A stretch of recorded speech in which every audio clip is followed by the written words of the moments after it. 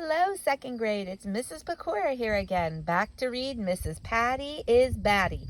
Now, I am outside on this cool, crisp fall day, so if you hear some noises, don't be alarmed. You might hear birds chirping. You might hear the squirrels chittering. I'm not sure what else you might hear. But anyways, I'm outside, just so you know. So we left off. We found out the monster was his friend Billy, and now they were going to Mrs. Patty's house, and it was kind of big looking, and there was lots of spooky stuff in the yard. So let's read chapter 9 and see what goes on in Mrs. Patty's house. Here we go. Mrs. Patty's weird house. "Who said that?" Michael asked after we heard the weird man's voice. "Headless Marvin?" "It wasn't a person," said Ryan. "It was one of those computer voices."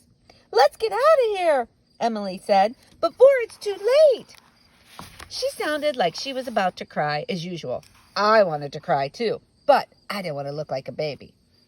I'm not scared," I said. Me neither," said Michael. We went through the gate and climbed the front steps. You could hardly see anything. Even though I was walking on my tiptoes, the stairs squeaked with every step. I was trying to find the doorbell when I walked into some spider webs. They were all over my face. Yuck!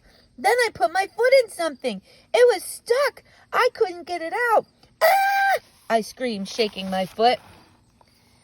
"You stepped in a pumpkin head, dork," said Andrea. "I knew that," I said, finally shaking my foot free. Anytime somebody tells you that you did something dumb, always act like you did it on purpose. That's the first rule of being a kid. Ryan rang the doorbell. It played funeral music.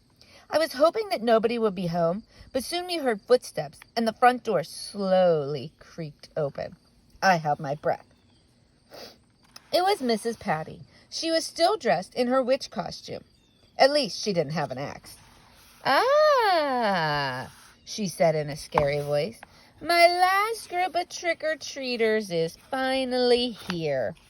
"I love your Halloween decorations, Mrs. Patty," said Andrea, who never misses a chance to brown-nose a grown-up. "What decorations?" Mrs. Patty said. "My house always looks like this." I was really sweating now. "We better go," I said. "It's way past our bedtime." "Isn't there something you want to say first?" asked Mrs. Patty. "Yeah," I said. "How does that wart stay on your nose?"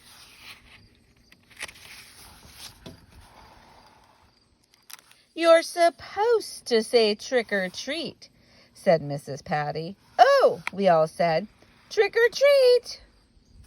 "Before I give you candy," she said, "you must pass a test." "No, that's not how it goes," said Michael. "All we have to do is say trick or treat and you give us candy. Then we leave. That's the way it's supposed to work." "Not here," said Mrs. Patty. "Do you want the candy or not?" Okay, said Ryan. "What's the test?"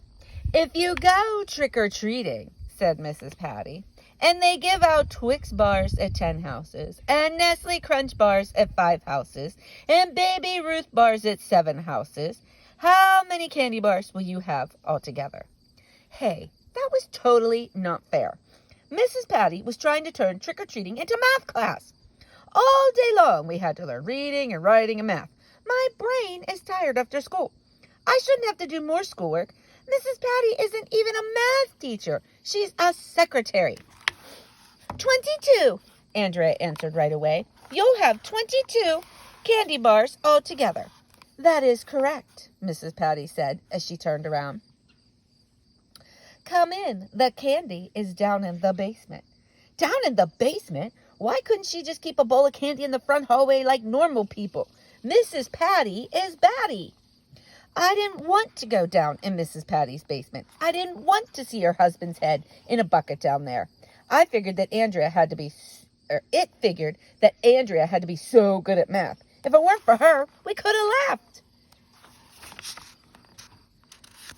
Mrs. Patty opened a door and told us to go down the steps. It was dark.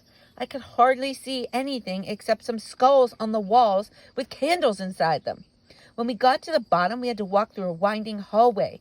There were doors going off in different directions. I didn't see any candy anywhere.